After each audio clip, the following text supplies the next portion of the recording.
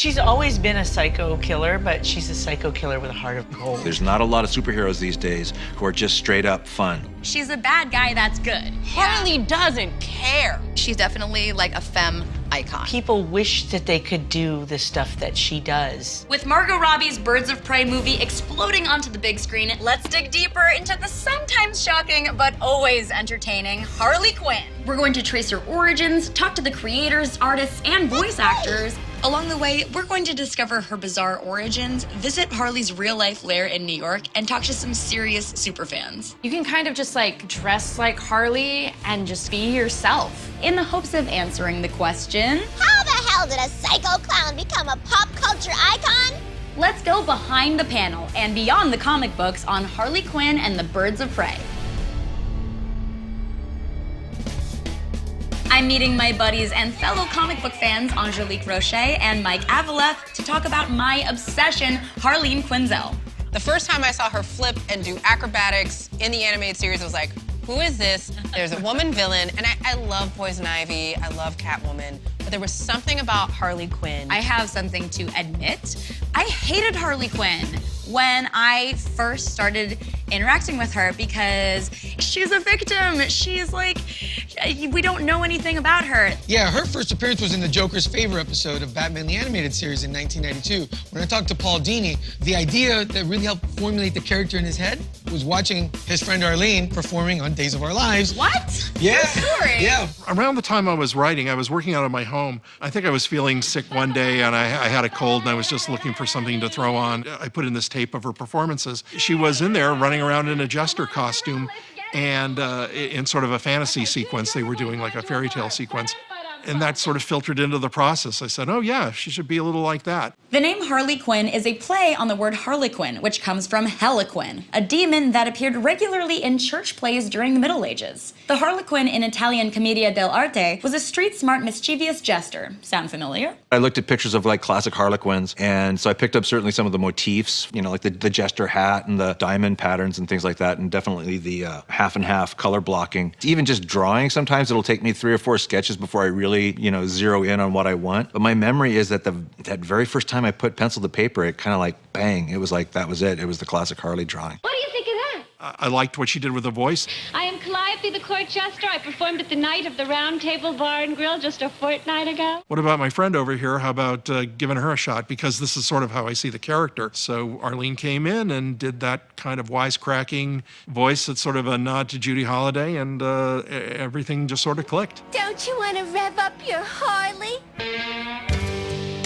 I've made a pilgrimage to the world-famous Coney Island in Brooklyn, Harley's hometown, a place that, like the Clown Princess, loves to let their freak flag fly.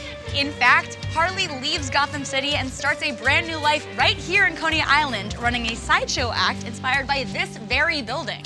Are you doing a show tonight, Puddin'? I might be.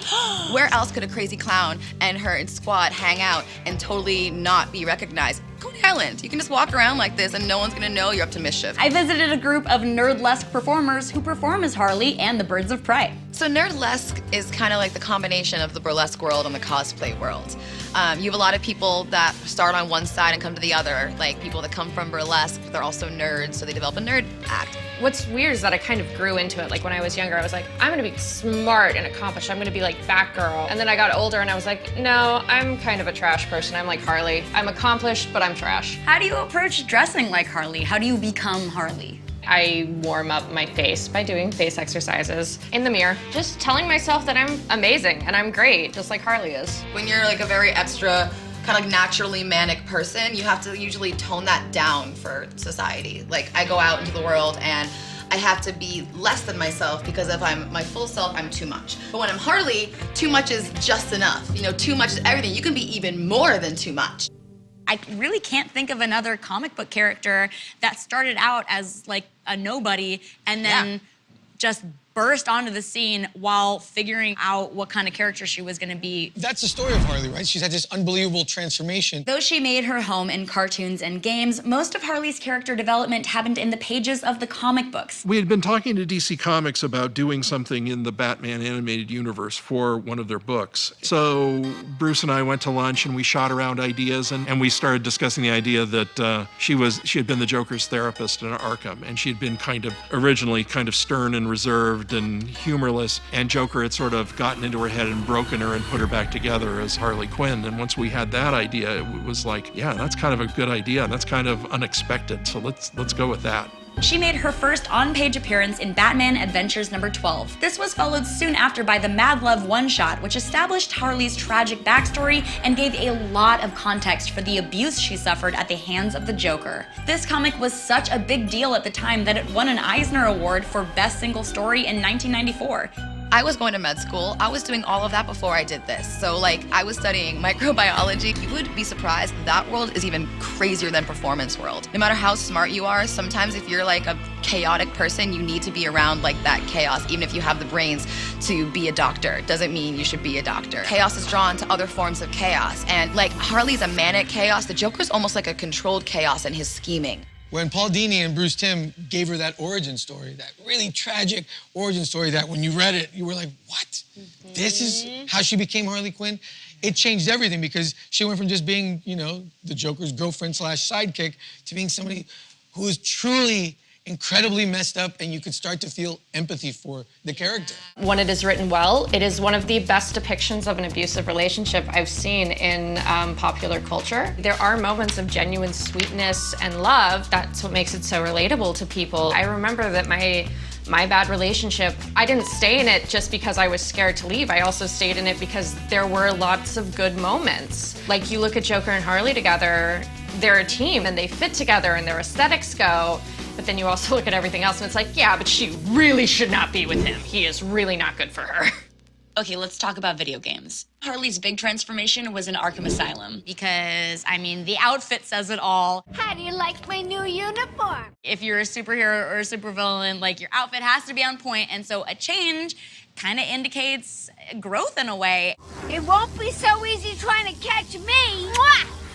Arlene was beyond amazing as the voice of Harley in Arkham, and none other than the creator Paul Dini wrote the dialogue. It drew a lot of people into the Harley fandom. Later, Harley reappeared in Injustice, this time voiced by the equally iconic Tara Strong. Tara Strong voices Harley in both of those games. She is incredible. It's tough to step into the voice of a character that is so identifiable like that. When they told me they wanted me to do something different, a voice like Harley that's so specific, it's like Bugs Bunny, like everybody knows that voice.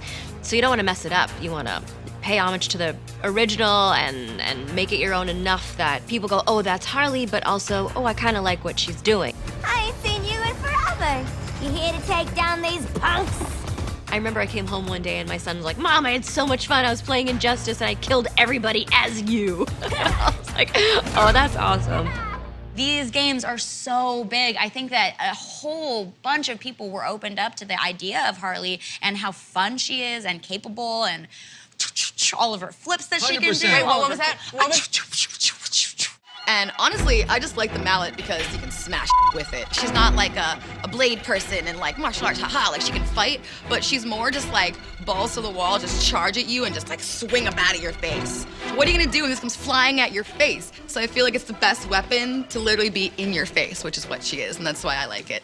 I knew even back then she wasn't going to be around the Joker forever, that it would get stale, it would get predictable, it would kind of take away from both of them. Something was going to come where she would have to get away from him because he's too domineering and erratic a character, and she's too intelligent and resilient to take a lot of that. In the trailer for Birds of Prey, Harley kicks the whole film off just by straight up exploding the Joker, apparently, which I gotta say is a very efficient way of communicating a need for space. One of my all-time favorite Harley moments, and I think for a lot of fans, is that moment when she bit the Joker's lip off. Yes. And then beat him to a pulp. It was such a great moment. It was her moment of saying, you know what, I am done with you, get out, kicked him to the curb, and then took a piece of his lip. Without the Joker around, Harley had to get back in touch with who she really was. In the end, every story is about how Harley got her groove back. You know, for me, A lot of great creators have worked on the Harley Quinn books, but for me, Jimmy Palmiotti and Amanda Conner are head and shoulders above. We came in, Harley breaks rules constantly in the book, and that's what we try to do every issue. Even if she makes up her own rules, she'll break her own rules. She'll break her own. But man, they also introduced the greatest sidekick in DC history, bar none, Barney the Beaver. He's a taxidermied beaver that talks to her in her head. Harley is someone who is constantly negotiating with herself. She's fighting her inner demons on a daily basis. Exactly. And then we get to see this journey through New 52 and the rebirth. That is where you started to see the character change. Another key part, I think, that helped take Harley to another level was taking her out of Gotham and putting her here in Coney Island. Oh my God. Once you do that, you get her not only out of the shadow of the Joker, but you get her out of the shadow of the Bat. So, post-Joker, what are the most important elements of a Harley Quinn story? First up, loyalty and friendship. Harley's BFF and on-again, off-again love is none other than the feminist green activist Poison Ivy. She helped her see the truth about the Joker and convinced her to leave the toxic relationship behind. Ivy and Harley have that great friendship, you know, that you see with male superheroes. Everybody needs that one person that loves you so much.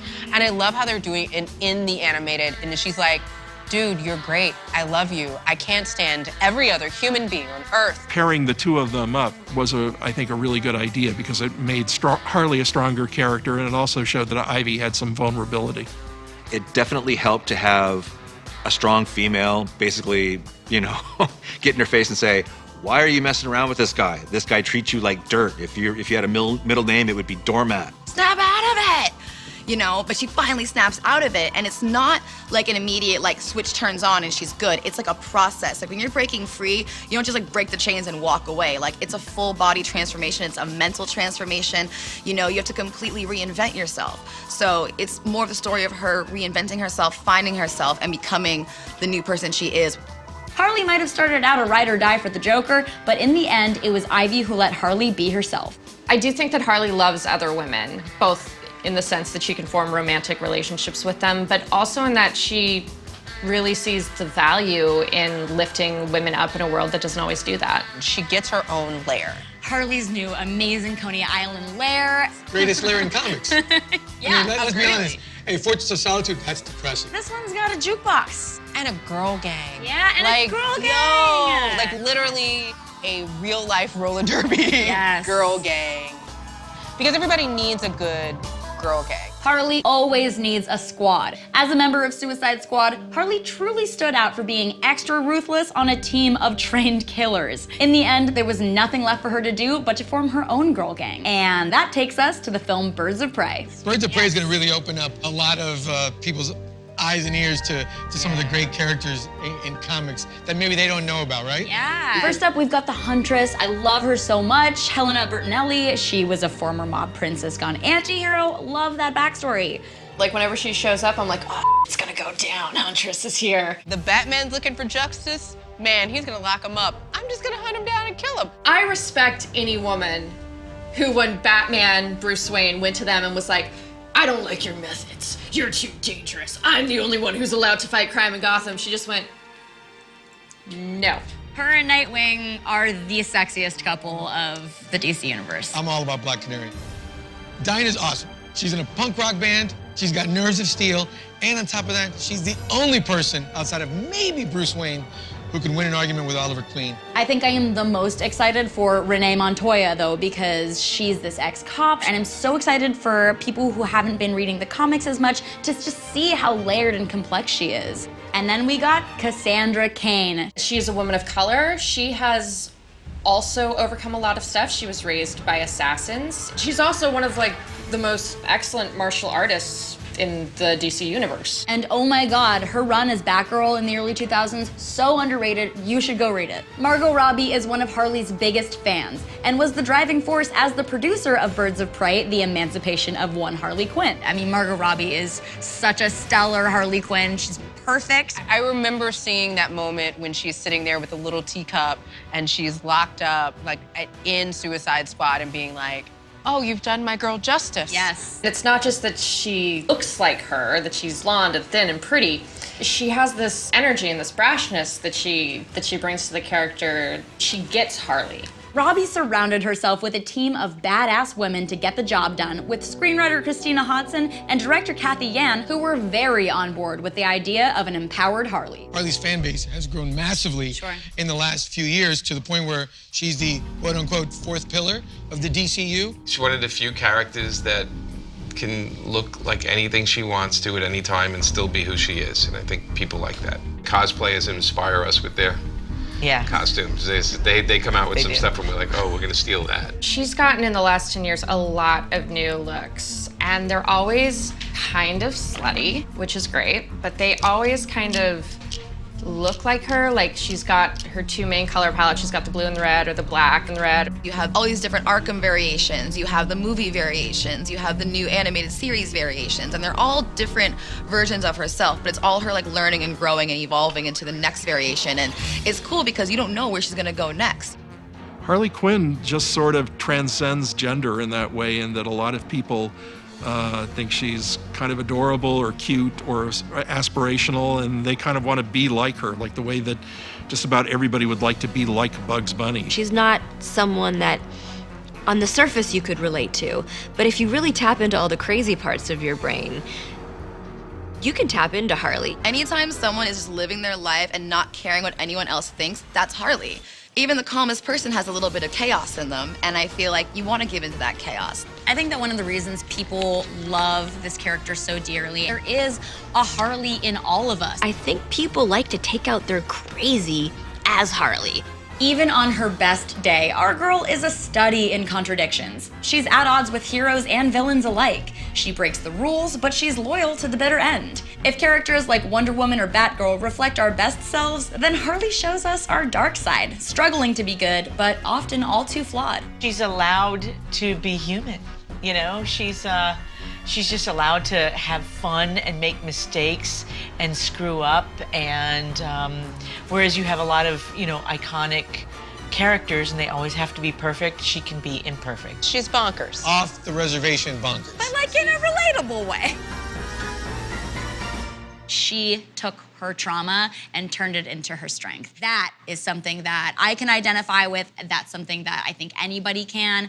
And that's something that is uniquely Harley. I think for me, you know, I have a 9 and a 6-year-old daughter, and they know Harley from the DC Superhero Girls universe. There, she's like the troublemaker who means well. And that's something that my 9-year-old in particular can relate to. And it shows the strength of the character, that she can be so flexible and malleable. Young girls can see that character and say, she's not perfect. She's far from perfect, but she's trying to get better. Yeah. And that's something anybody can relate to, right? Is there a little bit of Harley in all of us? I mean, I think so. Well, there you have it, folks. Beginning as a one-note villain and developing over the years into one of the most complex characters to ever grace the wild world of superheroes, we have yet to see the full potential of this fascinating feminist. As she connects to a younger generation through DC Superhero Girls and her very own action figures and Funko Pops, Harley has become her own franchise, inspiring millions while doing it. And it couldn't have happened to a nicer clown. I am Harley. Harley is me. Make sure to like and follow SYFY WIRE for more videos about your favorite comic book characters and creators. And don't forget that Behind the Panel is a podcast too. Download wherever you get your audio fix.